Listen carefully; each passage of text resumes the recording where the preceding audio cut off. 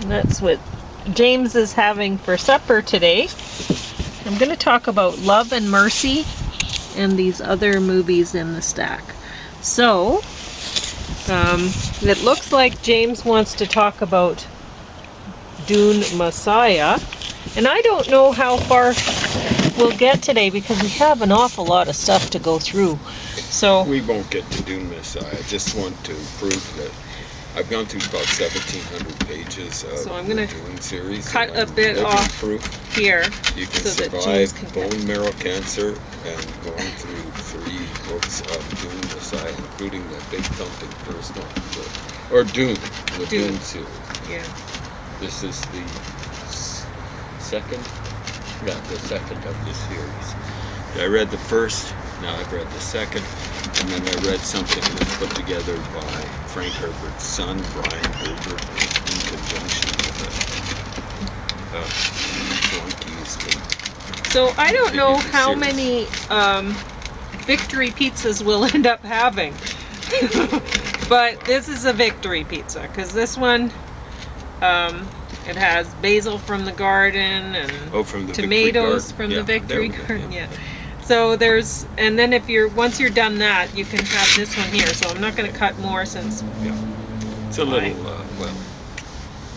But yeah, it's a little moist because I put lots of Roma tomatoes on it because I didn't have any pizza sauce, but I did have fresh basil and fresh oregano and lots of Roma tomatoes from our garden.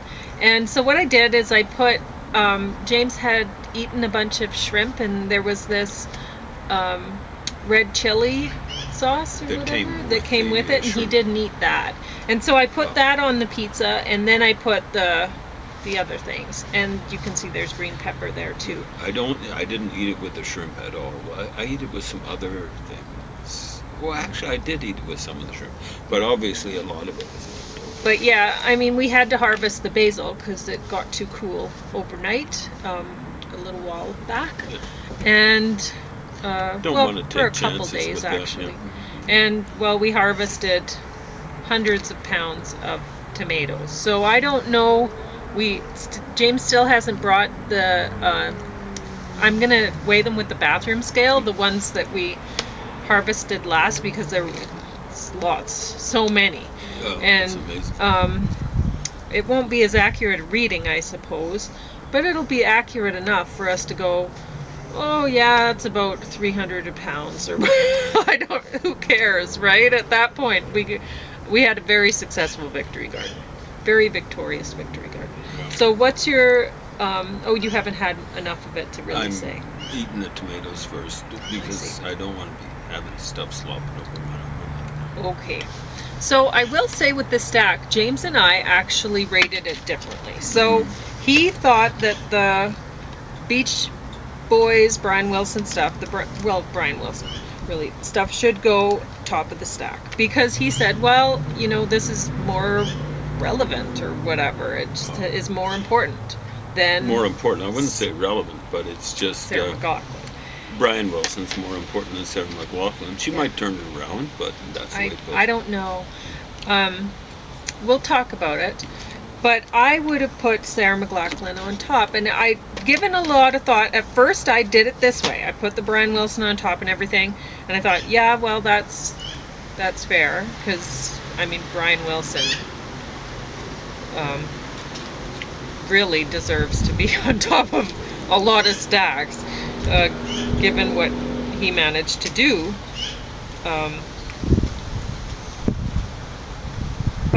And Sarah McLauchlan, you know, she is very talented. Like James and I were talking about Sarah McLauchlan while we were watching this.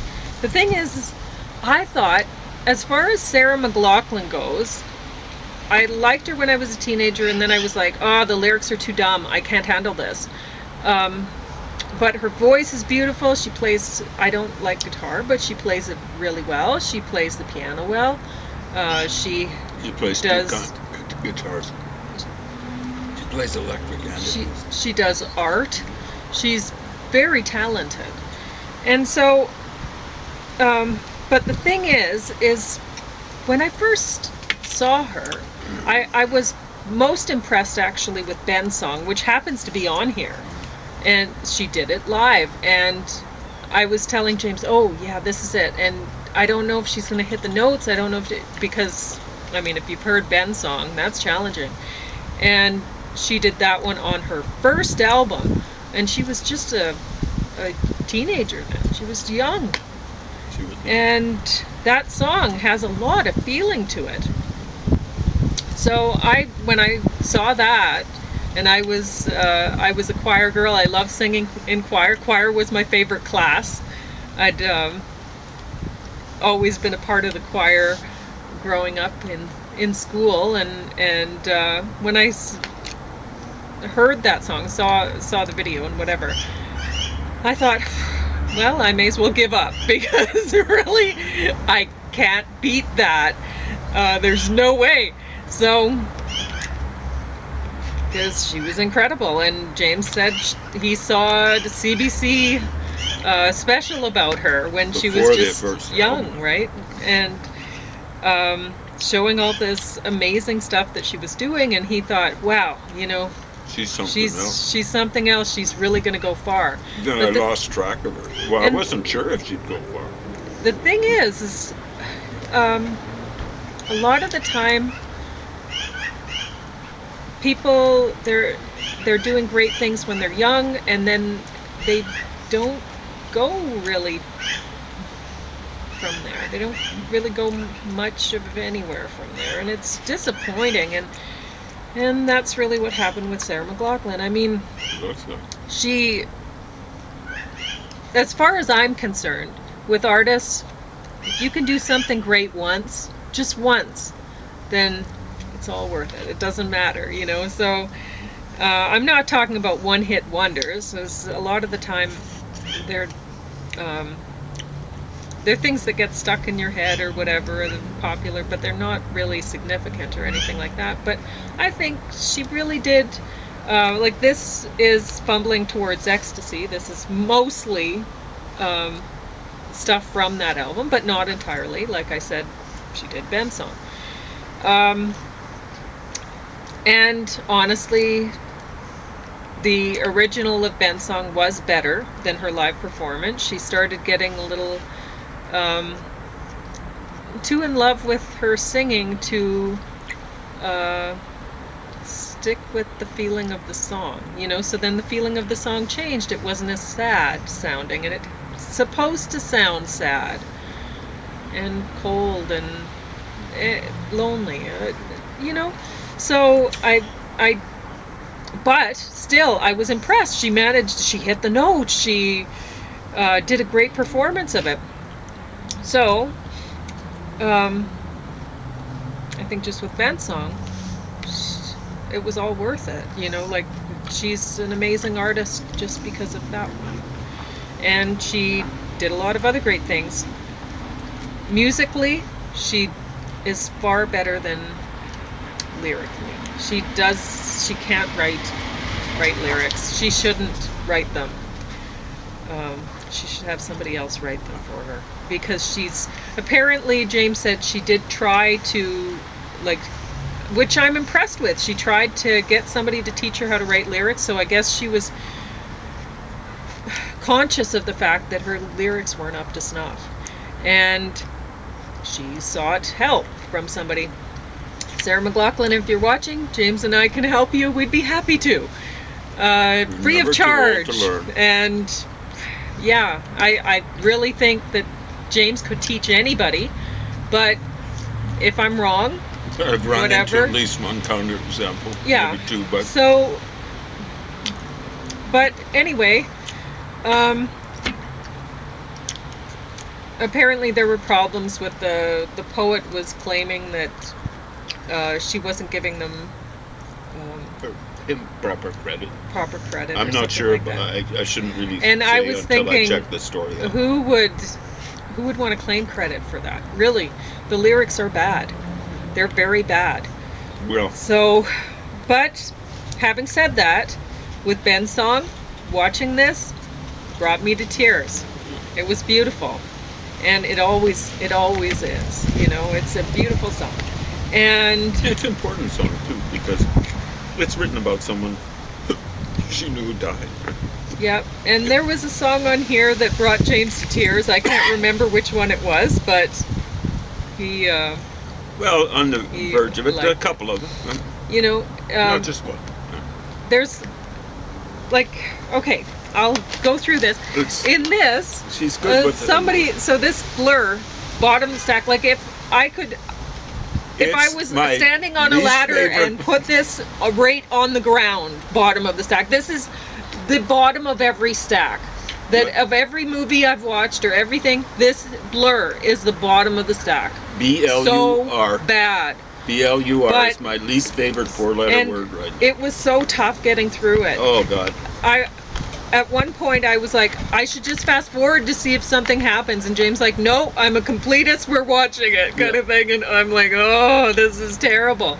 And it had some nice scenery and stuff, Yes. like scenery, landscape, stuff like that. It looked like the west coast of England, stuff like that, southwest maybe. But somebody in this said that the members of the band, they communicate through their music.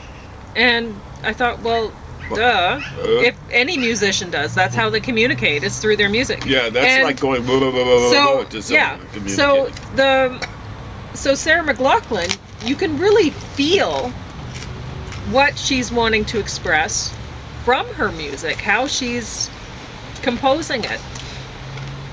And it's just a shame that she's not able to do the same with lyrics. But I mean, maybe that's too much to ask. But she could have always got somebody else. But what do you do if you don't know somebody who writes lyrics really well? And I don't know.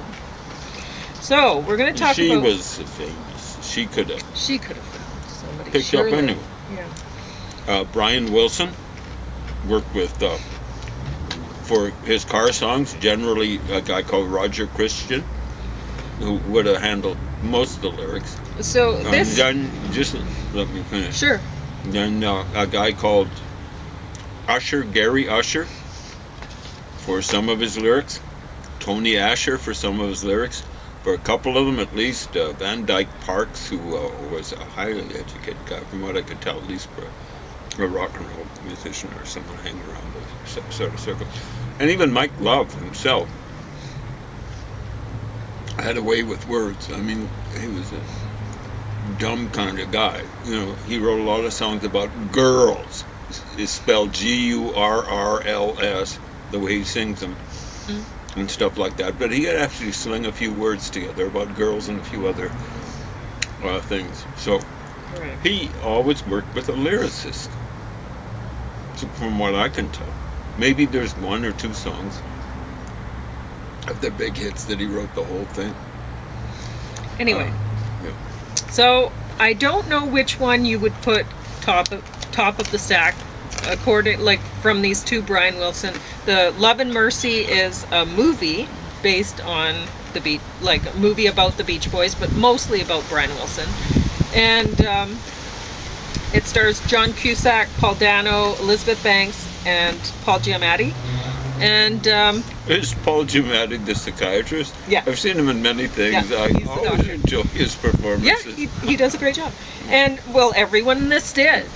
And I really don't have many complaints about this movie.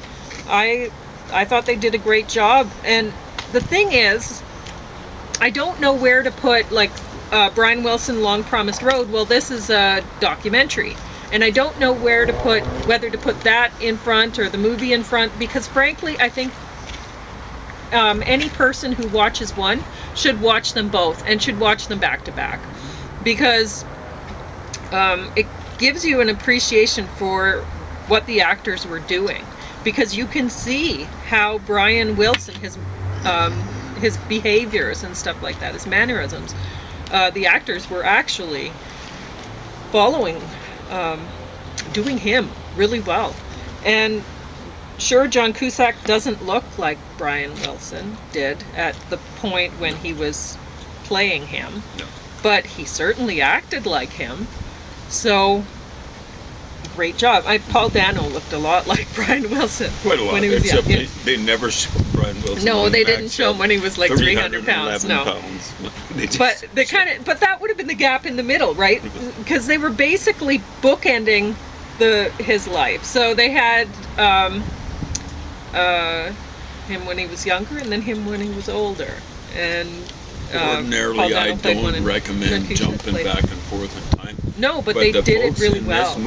Putting this movie together, did a great job. There was one juxtaposition. There was a lot of parallelisms that you could see, right? With, my gosh. The worst is that when the father sold the rights, you never sell rights, folks.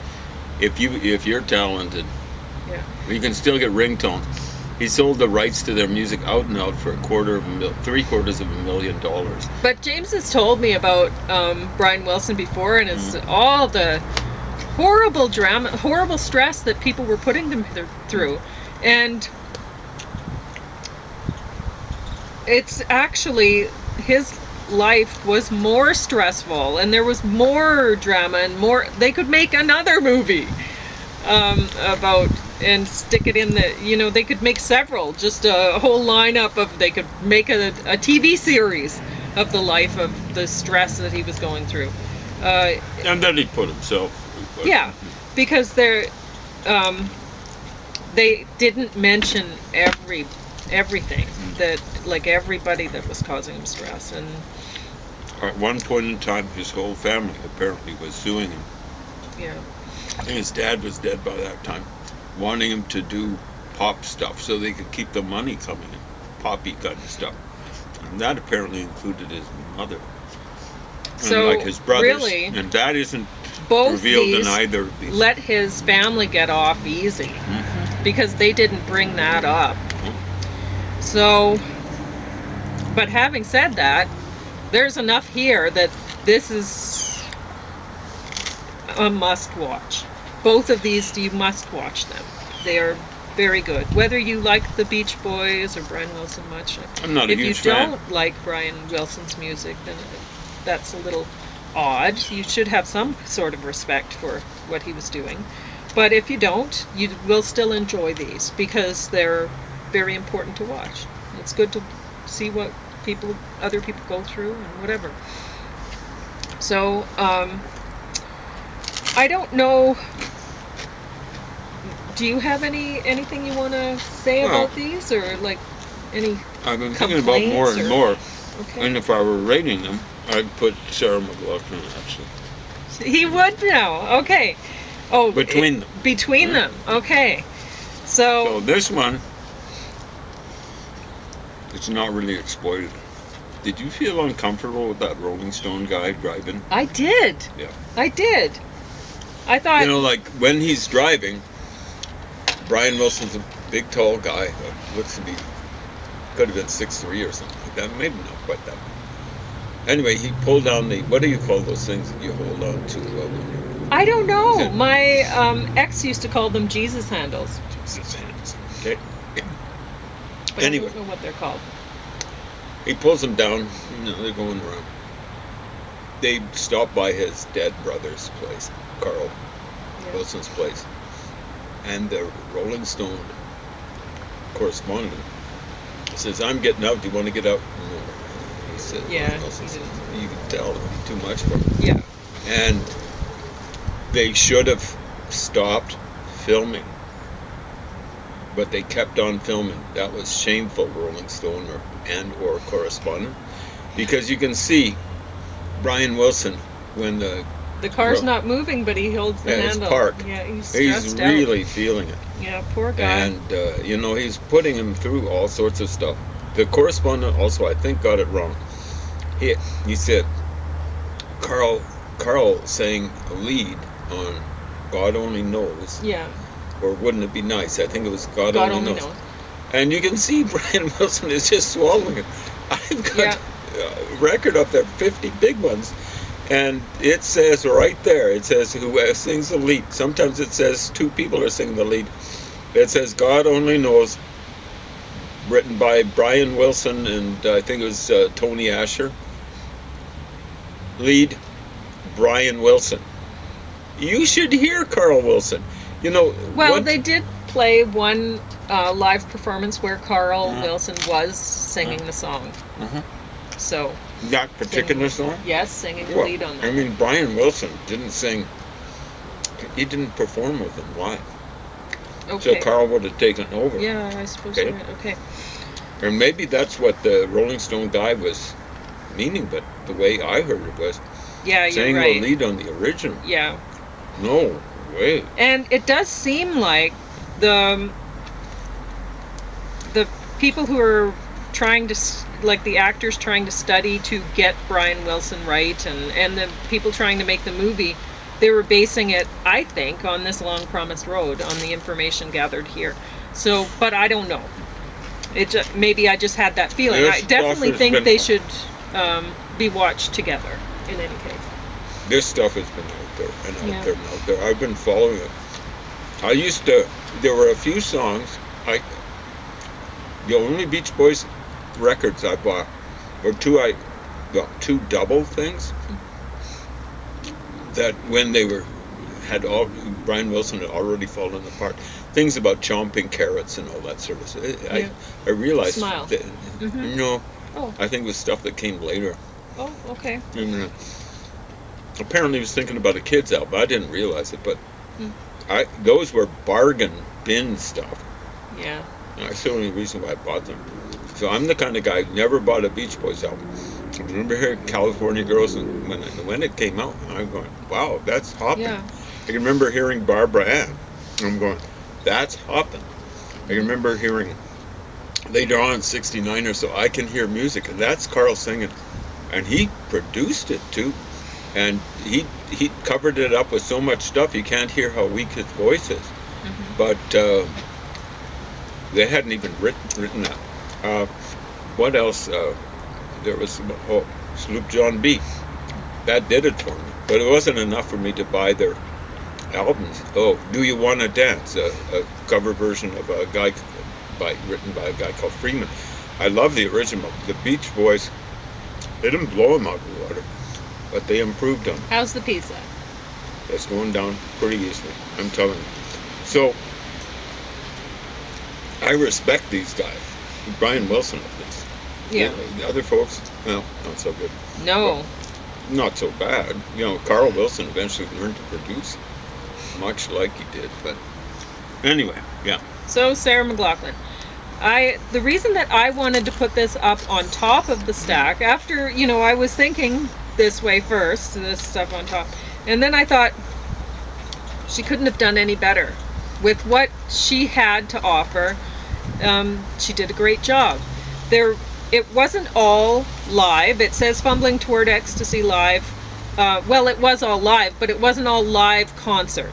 So there was some stuff that was studio stuff, but she had her Tons of studios. stuff actually in Yeah, the studio. she had the studio decorated really nice. There were flowers everywhere, and there were candles and stuff like that. So she was trying to make the place really attractive, so that it would be nice for people to watch her. It's the first time I've ever seen people fix up a studio for a documentary. So that was interesting. And honestly, I don't know. My guess is maybe she didn't do as well on those songs in the concert as she'd hoped, and so she was like, okay, well, let's just do this in the studio, see how it goes, or whatever, right? But in any case, it worked. And frankly, I'd prefer to hear it in the studio. And I liked the way she was going back and forth. There was the concert, and then there was the studio stuff and the concert, and I thought that was really nice. So The only one studio thing that I didn't like that much was the last song. Who was that? What song? Oh was yeah, it? I don't know why they put that in. That was a Tom Waits song, Old 55. Tom Waits, my God! If you're still alive, you're one of the greats. But Yeah. and one of the things that made him really Not that great song, was though. how much he improved. Yeah. That dates back to the 70s. One of the big problems with Sarah McLauchlan, someone should have got a hold of her when she was a youngster and said, "Hello, cute. I want to hear what you're singing." Yeah, but the And thing the is, words. with the lyrics, you really don't. Well, not those ones you don't Not hers. necessarily want to. But But not the the Eagles Tom did Waits that. one, And with 3-part harmonies, it's hard to keep harmonies together. You can hear every word. You don't want to, You know, there's something like rhyming quickly with lickety-splitly, and that's the first rhyme. So Tom Waits learned his craft. So we might talk about the other stuff a little later, but I'm going to mention Brad Pitt. This is Formula One, the movie, and it's a race car movie and it goes on for 2.5 hours. And I was thinking, no, not all of it is why roaring isn't this and roaring ending? and roaring. Yeah, but because I'm not into that sort of thing. But then I thought, my mom and dad, like, I don't like car racing, but my mom and dad would watch car racing and they'd be all sheepish when I'd see them because they were embarrassed about it, but they liked it. And so it seemed like that'd go on all day, the car racing. It was just on and on and on. Long thing. And so I think probably people who like watching car racing wouldn't care that it's 2.5 hours long. But for me, it was miserable. I was seeding tomatoes, so I managed to get something done while I was watching that. Weapons. This is a horror movie. It's all witchy and whatever. And it just beat out Blur. But it's really, there's one point in the movie you're like, okay, so the wrapping the hair around the twig thing controls the person whose hair, so what's going on with the ending there? That's a little bit wild. Oh, that's voodoo stuff. Okay. Yeah, anyway. I'm kind of glad I missed that thing. Blur to the end. Oh! Wow. I thought the people who were cheering at the concert were cheering. Oh, like for the longest time, we're watching them sitting on sofas smoking. Oh, it was 42 minutes before you heard it was really probably, a lick of music. There's probably an hour of just sitting around smoking. Cumulative, but the first 42 minutes we were monitoring it. There was really none of their music. There was a bit of atmospheric music and stuff like that. But it's basically sitting around like this, trying not to show off their pot bellies and stuff like that. Yeah. And smoking. Yep. Oh, God. And finally, they filled out a huge stadium. Wembley Stadium, which I think is the biggest or tied for the biggest stadium. But I feel bad for the people who paid for that because they do show a little bit of music from the concert, and they show some images from the concert with other music over top because, frankly, the music that they were playing was terrible. There was one point where, like, they have this song "Girls and Boys" listed on the back. Well, they didn't actually show them playing that in concert. No. So they must have done a bad job with it. I can see. Because I'm guessing they did do it. They showed that, I don't know what that song's called, the one that goes woohoo, na na na na na na. That's what they should have called it, woohoo. Well, they showed them playing that song, and I'm like, well, you've heard this one, James, and he's like, no. And I said, yeah, you've heard woohoo.